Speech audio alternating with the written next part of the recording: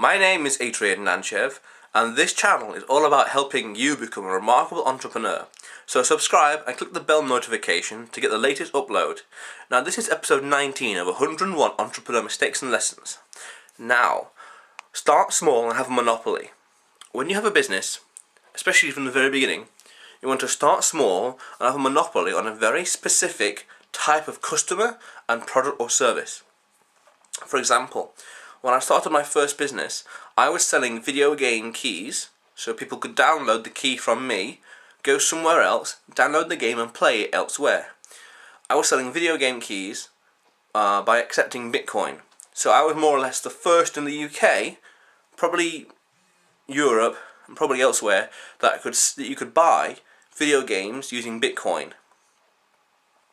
Start small, have a monopoly on a very specific niche, a market segment or customer type from day one. Own that monopoly, own that small segment, then slowly over time pivot and try to work into other markets. When Amazon first started, they only sold books, and then they slowly expanded by including nappies by selling them online. Now they're the everything store.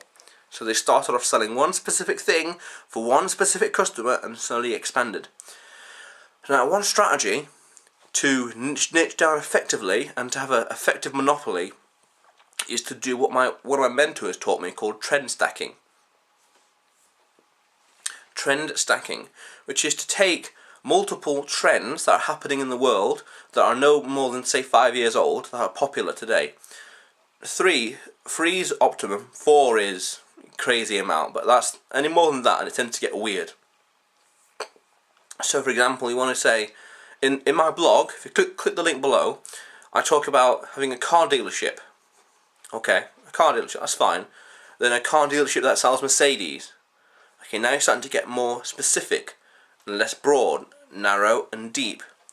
A car Mercedes that specialises in a car dealership that sells Mercedes that specialises in winter driving conditions, or winter tyres, or winter equipment, or winter tactics, driving tactics.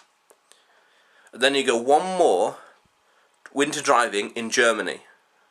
Germany doesn't matter, or winter doesn't particularly matter, but the point is we're trend stacking into these very specific segments, and the more specific we are, the more valuable we are to a certain customer, because there's a certain customer out there that will have a Mercedes-Benz that will be driving in the winter in Germany a lot, and he'll want to know information, he'll want to know advice, he'll want the equipment, and he is more than willing to pay a lot of money for that kind of knowledge and information. That you are a specific specialist, and you have a thought leader, and you deal specifically in that.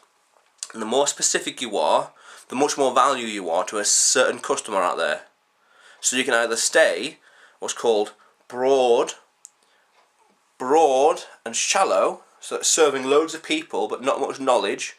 Nothing wrong with that, like Asda, so very commodity based.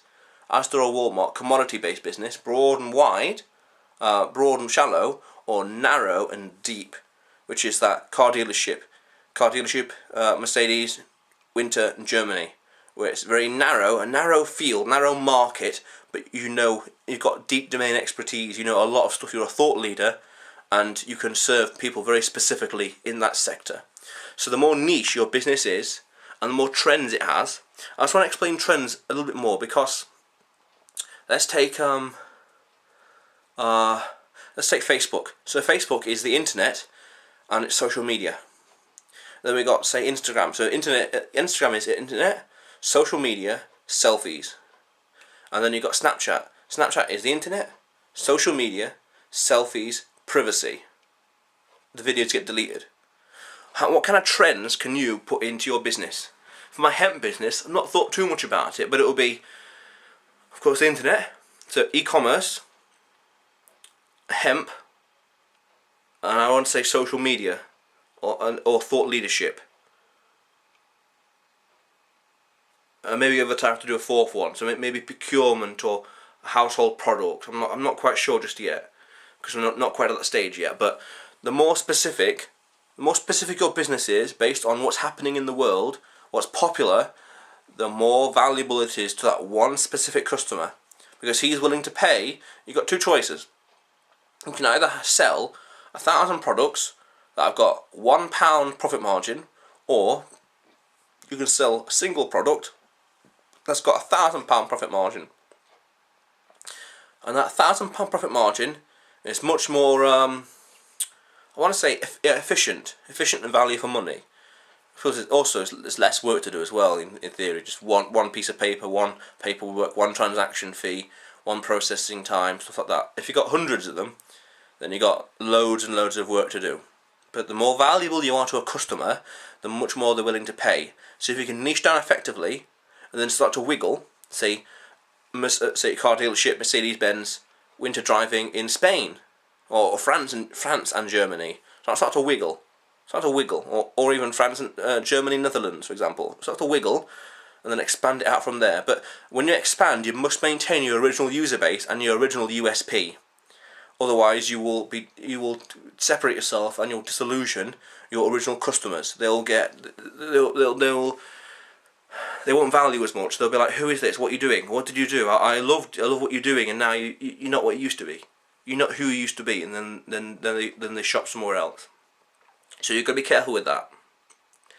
Now, interestingly, if this is your first time to the channel, subscribe, because this channel is all about helping you become a remarkable entrepreneur. So subscribe, hit the bell notification for the latest upload, and you'll see me again soon. How cool is that?